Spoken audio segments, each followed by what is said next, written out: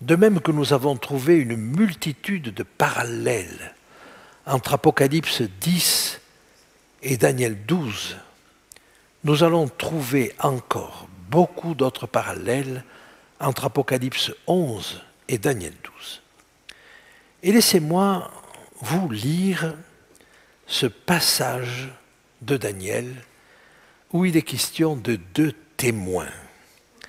Et moi, Daniel, je regardais, et voici deux autres hommes se tenaient debout, l'un en deçà du bord du fleuve et l'autre au-delà du bord du fleuve. L'un d'eux dit à l'homme vêtu de lin qui se tenait au-dessus des eaux du fleuve, « Quand sera la fin de ces prodiges ?» Il est probable que la présence de ces deux hommes ne vous est pas apparue dans un premier temps comme essentielle à la vision. Simplement, l'un va poser une question comme un saint qui demande à l'autre saint quelle sera la fin de ces choses. Quelle sera la fin de ces prodiges? Et j'aimerais attirer votre attention maintenant sur ces deux témoins, sur ces deux personnages. Essayez de les identifier. Le premier point que j'aimerais souligner, c'est que quand nous regardons le texte parallèle dans l'Apocalypse, nous voyons au verset 3 du chapitre 11, « Je donnerai à mes deux témoins le pouvoir de prophétiser revêtus de sac pendant 1260 jours. » Peut-être me direz-vous, mais je ne vois pas très bien le lien entre ces deux hommes, de part et d'autre de la berge, du lit plutôt, un sur chaque berge, et puis les deux témoins que nous avons en Apocalypse 11. Ah, laissez-moi attirer votre attention sur quelques éléments. En Apocalypse 11, il est dit « Je donnerai à mes deux témoins le pouvoir de prophétiser, revêtus de sac, pendant 1260 jours. » Ah. Et là, nous retrouvons la même durée que nous avons dans Daniel 12. Bien. Ce sont les deux oliviers et les deux chandeliers qui se tiennent devant le Seigneur de toute la terre. Et là, nous avons des précisions qui ne nous renvoient pas vers Daniel, mais qui nous renvoie vers un troisième texte, qui est Zacharie. Et voilà ce que nous dit Zacharie au chapitre 4. Et il y a près de lui deux oliviers, l'un à la droite du vase et l'autre à sa gauche. Et il me dit, ces deux oins qui se tiennent devant, ce sont les deux oins qui se tiennent devant le Seigneur de toute la terre. Alors, si l'on veut comprendre qui sont ces deux oins, ces deux témoins, ces deux oliviers, ces deux chandeliers, et vous voyez qu'ils portent beaucoup de noms, et vous n'avez qu'un texte parallèle qui reprenne ces éléments-là, c'est Zacharie 4. Alors je vous propose d'examiner le texte de Zacharie 4. Je n'examinerai pas tout le texte d'Apocalypse 11, parce que cela nous entraînerait trop loin, et puis parce que ce texte donne une quantité d'autres renseignements, mais je vais souligner devant vous les éléments communs au texte de Zacharie, au texte de l'Apocalypse et au texte de Daniel. Examinons donc ce texte de Zacharie. L'ange qui parlait avec moi revint, et il me réveilla comme un homme que l'on réveille de son sommeil. Et il me dit, « Que vois-tu » Je répondis, « Je regarde, et voici, il y a un chandelier tout d'or, surmonté d'un vase et portant 7 lampes, qui sont au sommet du chandelier. Et il y a près de lui 2 oliviers, l'un à la droite du vase et l'autre à sa gauche. » Alors il y a eu de nombreuses représentations de ces choses-là, je vous en donne une. Vous voyez donc les 2 oliviers, on voit le tronc, avec le feuillage autour, Et puis de ces 2 oliviers partent 2 conduits qui amènent au vase, et de ce vase à nord partent 7 conduits qui vont aux 7 lampes de ce chandelier à 7 branches. Et reprenant la parole, je dis à l'ange qui parlait avec moi, « Que signifient ces choses, mon Seigneur ?» Et je suppose que vous vous posez la même question. L'ange qui parlait avec moi me répondit, « Ne sais-tu pas ce que signifient ces choses ?» Je dis, « Non, mon Seigneur. » Alors il reprit et me dit, « C'est ici la parole que l'Éternel adresse à Zorobabel.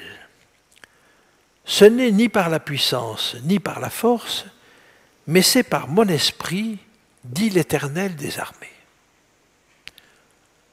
Je ne sais pas si vous voyez un petit peu plus clair dans la vision de Zacharie, mais j'avoue que comme Zacharie, je serais resté un petit peu perplexe devant cette explication. Néanmoins, 2 mots ressortent de la réponse de l'ange. Le premier, il dit « C'est ici la parole ». C'est ici la parole que l'Éternel adresse à Zorobabel. Et le deuxième mot qui émerge de son explication, c'est celui-ci, ce n'est ni par la puissance ni par la force, mais c'est par mon esprit, dit l'Éternel des armées. Qui es-tu, grande montagne devant Zorobabel? Tu seras aplani. Il posera la pierre principale au milieu des acclamations, grâce, grâce pour elle. La parole me fut adressée en ces mots, les mains de Zorobabel ont fondé cette maison, et ses mains l'achèveront. Et tu sauras que l'Éternel des armées m'a envoyé vers vous. Car tous ceux qui méprisaient le jour des faibles commencements se réjouiront en voyant le niveau dans la main de Zorobabel. Ces 7 sont les yeux de l'Éternel qui parcourent toute la terre. Je pris la parole et je lui dis, que signifient ces 2 oliviers à la droite du chandelier? Je pris une seconde fois la parole et je lui dis, que signifient les 2 rameaux d'olivier qui sont près des 2 conduits d'or, d'où découle l'or? Et il me répondit, ne sais-tu pas ce qu'ils signifient? Je dis non, mon Seigneur. Et il me dit, ce sont les 2 oins qui se tiennent devant le Seigneur de toute la terre. Alors il faut essayer de comprendre maintenant. Et j'aimerais souligner avec vous que nous avons là plusieurs symboles. Et vous voyez que ces personnages qui nous sont décrits dans l'Apocalypse nous sont décrits à la fois comme des oliviers et des chandeliers. Alors je vais revenir sur cette image, pardonnez-moi, mais je vais revenir sur cette image et essayer de comprendre la réponse de l'ange. Le premier élément de la réponse consiste à dire « C'est ici la parole que l'Éternel adresse à Zorobabel ». Par quoi, dans ce schéma, est symbolisée la parole? Ah, nous avons peut-être un peu de mal à le comprendre. Mais là, l'Apocalypse va nous aider. Et elle va nous aider non pas au niveau des oliviers, mais au niveau des chandeliers. Que sont les chandeliers? Vous savez que l'Apocalypse nous donne une définition de ce que sont les chandeliers? Eh bien, alors nous allons le lire ensemble au chapitre 1, Apocalypse 1, et à la fin du chapitre. Et voici ce que nous lisons. Les anges, le mystère des 7 étoiles que tu as vues dans ma main droite et des 7 chandeliers d'or. Les 7 étoiles sont les anges des 7 églises. Et les 7 chandeliers sont les 7 églises. Est-ce que l'image est appropriée? Mais oui. Et un petit peu plus tard, dans l'Apocalypse, nous verrons 7 lampes, qui sont les 7 esprits de Dieu. Remarquable image qui est en train de nous dire que le chandelier, l'Église, est celle qui doit éclairer le monde par l'Esprit. Et si une Église n'a pas l'Esprit, elle n'éclaire rien du tout. Pas plus qu'un chandelier n'éclaire s'il n'a pas de lampe. Vous voyez que l'image est belle. Mais alors, si c'est l'Esprit qui éclaire, comment ce feu va-t-il être entretenu? Et là, Zacharie nous le dit. Il nous dit qu'il y a des conduits qui arrivent jusqu'à un vase d'or, qui alimente les lampes. Et que ce conduit et ce vase est lui-même alimenté par 2 oliviers. Qu'est-ce qui alimente l'esprit dans l'Église? La parole de Dieu. Et c'est ce que dit Zacharie. Alors, je dis non, mon Seigneur, je ne comprends pas. Alors il reprit et me dit, c'est ici la parole. Alors on peut comprendre que les oliviers, c'est la parole. Et que cette parole va alimenter un vase. Vous savez, la réserve d'huile, vous trouvez la même image avec les vierges sages et les vierges folles. Cette pratique de la parole qui nous donne une réserve, c'est-à-dire une expérience régulière et continue avec Dieu.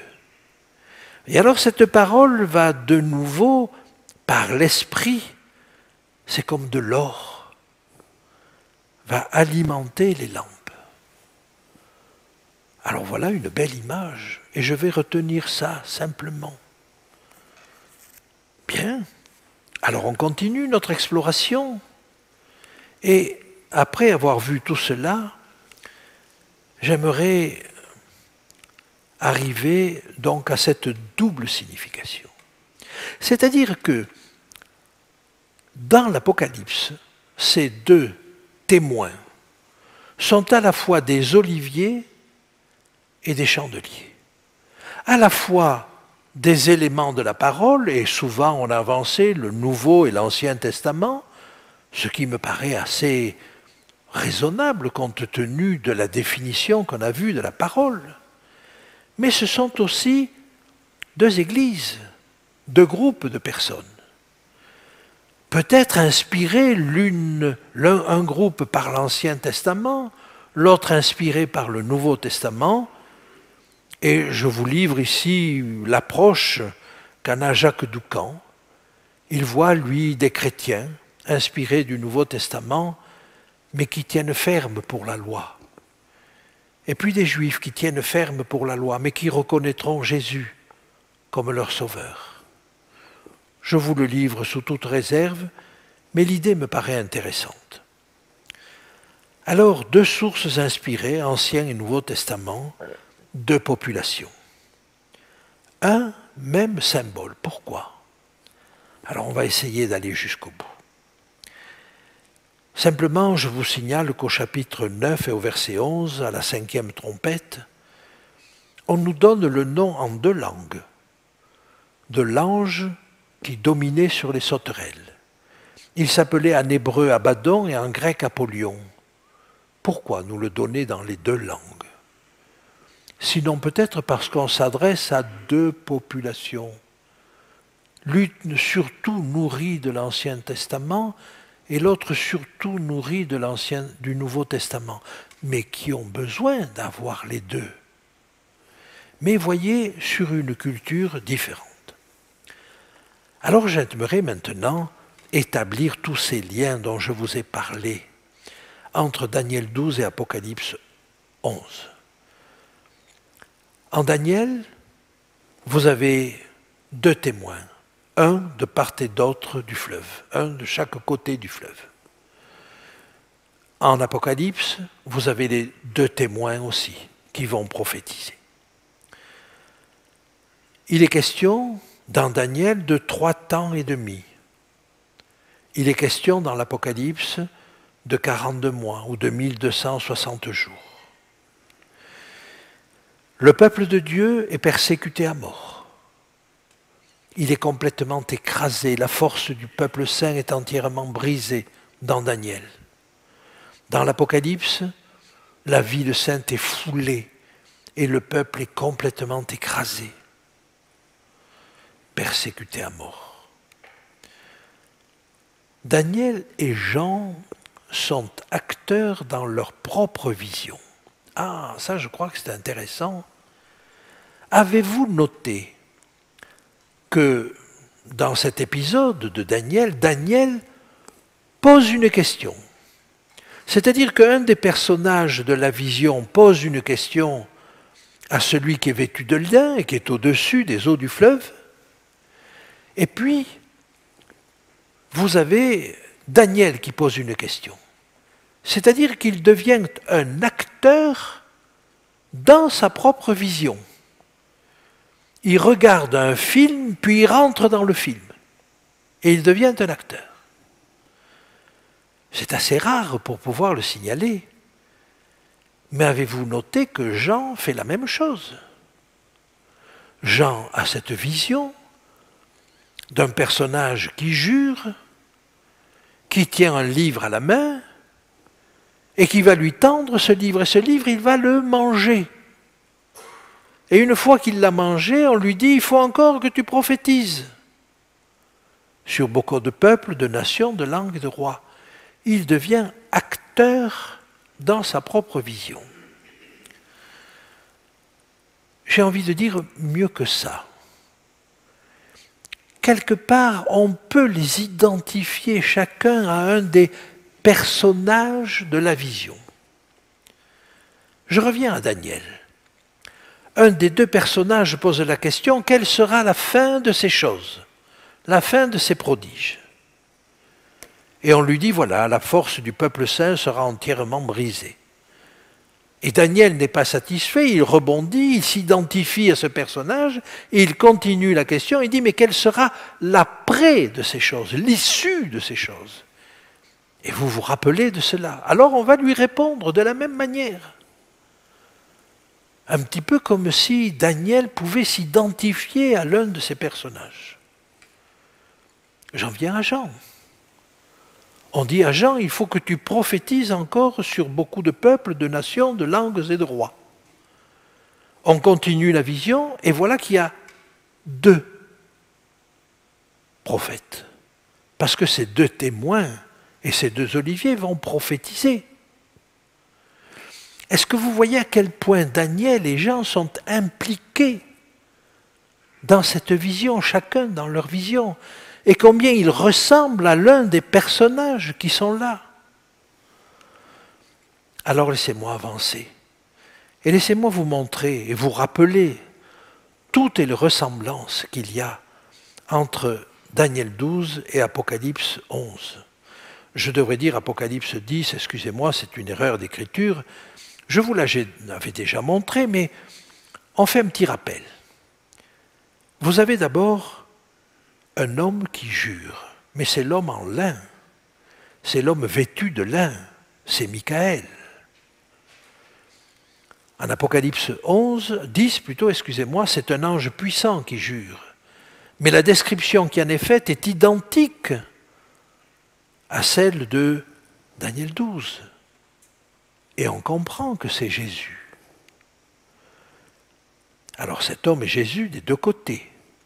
Et puis, il est au-dessus du fleuve, dans Daniel. Dans l'Apocalypse, il a un pied sur la terre, un pied sur la mer. Il est à moitié au-dessus de l'eau. Et on avait évoqué le fait que ça pouvait être un voyage, c'est-à-dire qu'il est à la fin du voyage. Je continue. On lui pose une question sur la fin. Il est question de la fin. Là, la question dans l'Apocalypse, c'est aussi la question sur la fin. Et on dit il n'y aura plus de délai. Alors que dans Daniel, on dit il y a un délai, encore 3 temps avant que ça se réalise. Dans l'Apocalypse, on dit il n'y a plus de délai. D'un autre côté, dans Daniel, il est question de sceller la prophétie. Dans l'Apocalypse, on doit sceller ce que disent les 7 tonnerres. C'est encore secret. Par contre, s'il y a un livre scellé, dans l'Apocalypse, il y a un livre ouvert. C'est le petit livre ouvert. Et vous vous rappelez que tout ça nous avait amené à cette conclusion que le livre scellé dans Daniel était en réalité celui qui était ouvert dans l'Apocalypse. Les sages comprendront, nous dit Daniel. Jean mange le petit livre et il représente le peuple de Dieu qui le comprend, qui l'assimile. Il s'agit d'enseigner à la multitude dans Daniel. Il faut que tu prophétises encore sur beaucoup de peuples, de nations, de langues et de rois. Voyez toutes ces ressemblances? Et au chacun, il est dit, va. Alors si je continue, parce qu'Apocalypse 11 n'est que le prolongement d'Apocalypse 10, et nous avons les 2 témoins, et nous avons tous ces éléments dont nous avons parlé. Qui sont ces 2 témoins? Il va falloir y arriver. 2 témoins humains à venir, peut-être, la parole de Dieu, l'Ancien et le Nouveau Testament, certainement, mais ça n'est qu'un aspect des choses. L'Esprit de Dieu, comme nous l'avons vu.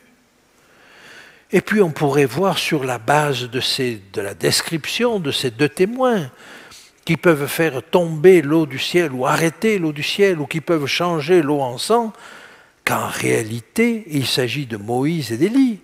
Ils ont le pouvoir de fermer le ciel, afin qu'il ne tombe point de pluie pendant les jours de leur prophétie. C'est Élie, ça.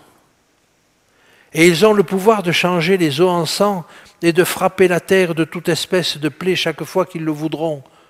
C'est Moïse. Oh, il y aurait des choses à tirer de cet exemple-là. Mais Moïse et Élie eux-mêmes représentent 2 catégories d'élus. Ceux qui vont passer par la mort, comme Moïse, mais qui ressusciteront.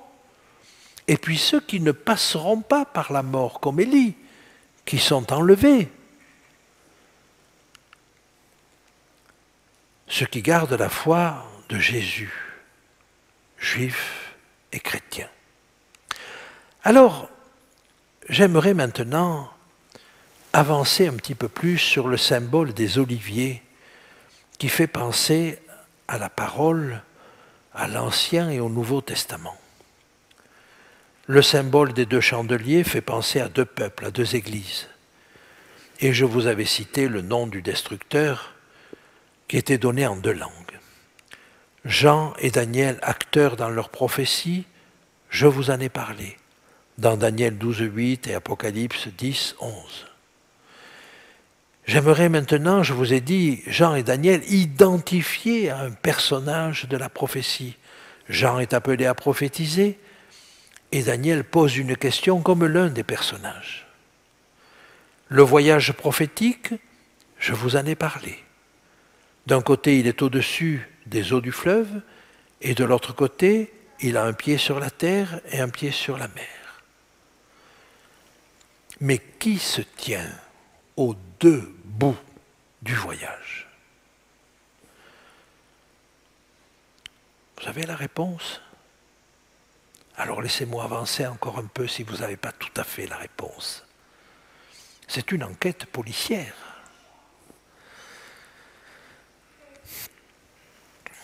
Zacharie dit ceci. Je pris la parole et je lui dis, que signifient les 2 oliviers à la droite du chandelier et à sa gauche? Et Dieu ne répond pas. Savez-vous pourquoi Dieu ne répond pas? Parce que la question n'est pas assez précise. Et Dieu nous invite à poser des questions précises. Et là, il peut nous donner des réponses précises. Je prise une seconde fois la parole et je lui dis que signifient les deux rameaux d'olivier. Qu'est-ce qu'un rameau d'olivier? Une branche d'olivier, un morceau de l'olivier qui sont près des deux conduits d'or d'où découle l'or. Permettez que je rapproche ces idées-là. Un morceau de la parole de Dieu, un morceau de l'Ancien Testament et un morceau du Nouveau Testament. Est-ce que la réponse commence à approcher? Est-ce que vous commencez à la voir? Et si, aux deux extrémités du voyage prophétique, la prophétie était en train de nous indiquer qu'il y a deux personnes et deux textes. Des choses qui sont à la fois des personnes et des textes. Daniel et Jean. Voilà ce qui se tient aux deux bouts de la prophétie. Alors, ce qu'on a dit par ailleurs sur l'Ancien et le Nouveau Testament n'est pas faux. Mais vous voyez la précision qui est donnée dans Zacharie, des rameaux d'olivier. Une partie de l'Ancien Testament et une partie du Nouveau Testament. Toi, Daniel, tiens secrètes ces paroles, était-il dit à Daniel, et scelle le livre jusqu'au temps de la fin. Plusieurs alors le liront et la connaissance augmentera. Eh bien, c'est une erreur de traduction. C'est pas faux, c'est pas faux. Mais ce qui est traduit par lire n'est pas lire, c'est courir. Vous me direz, qu'est-ce que ça veut dire? C'est même courir vite, ça et là. Alors je redis la chose. Toi, Daniel, tiens secrètes ces paroles et scelle le livre jusqu'au temps de la fin. Plusieurs alors courront ça et là, et la connaissance augmentera. Est-ce que vous voyez de quoi il s'agit? Il s'agit de courir ça et là, un petit peu partout, à des conférences, à des exposés. C'est ça? Courir ça et là dans la parole. Dans la parole. Et ce texte-là est en train de nous dire avec force que la solution de cette énigme se trouvera dans le fait de rapprocher différents textes dans la parole de Dieu. Alors on a déjà rapproché Daniel, l'Apocalypse, Zacharie, Matthieu 24, mais il y en a sans doute encore d'autres pour nous permettre d'aller plus loin. Et en nous disant cela, le texte nous montre la clé à employer pour arriver à résoudre cette énigme qui sera si utile au peuple de Dieu à la fin. Donc littéralement, c'est flâner ou courir ça et là, aller vite. Voilà. Mais de toute façon, aller d'un point à un autre, très rapidement. Laissez-moi vous laisser ce psaume d'Asaph. Et Asaph réfléchissait à ce à quoi réfléchissait Daniel. Et ce à quoi réfléchissait Habacuc. Habacuc se révolte, il dit, mais qu'est-ce que je vois dans le monde? Je vois que le méchant prospère. Et je vois que l'homme de Dieu vit une vie de misère. Et Asaph fait le même constat. Et il dit, quand j'ai réfléchi là-dessus pour m'éclairer, la difficulté fut grande à mes yeux. Et la difficulté fut grande pour Daniel aussi. Et puis il a eu cette vision d'un combat qui se passe au-dessus de nos têtes, mais qui se passe aussi dans chacun de nos cœurs. Et alors vous allez voir la solution qu'Asaph donne et qui rejoint tellement Daniel. Jusqu'à ce que j'eusse pénétré dans les sanctuaires de l'Éternel. C'est le sanctuaire qui va nous donner cette solution. Et que j'eusse pris garde au sort final des méchants. Que Dieu nous aide. Que Dieu nous aide à comprendre qu'il y a dans cette parole de Dieu 2 livres, mais pas seulement, mais 2 livres majeurs pour le peuple de Dieu de la fin des temps. Le livre de Daniel et le livre de l'Apocalypse. 2 personnes, 2 témoins, mais 2 fragments de la parole de Dieu. À la fois 2 oliviers qui vont donner cette huile et cet esprit pour alimenter 2 peuples. Que Dieu nous aide et que Dieu nous conduise afin que nous fassions partie de ce peuple et que nous tenions ferme jusqu'au bout. Amen. Ce livre de Daniel n'a pas fini de nous livrer des secrets. Que Dieu nous aide à comprendre toute l'importance qu'il y a à sonder ces choses. Peut-être vous dites-vous, je ne les comprends pas.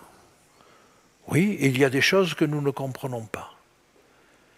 Mais dont nous sommes sûrs, c'est que si nous ne les comprenons pas maintenant, Dieu, un jour, nous les révélera.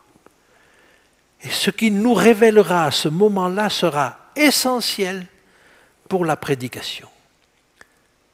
Mais croyez-vous que nous allons comprendre ces choses si nous ne les avons pas étudiées avant, si nous ne les avons pas examinées?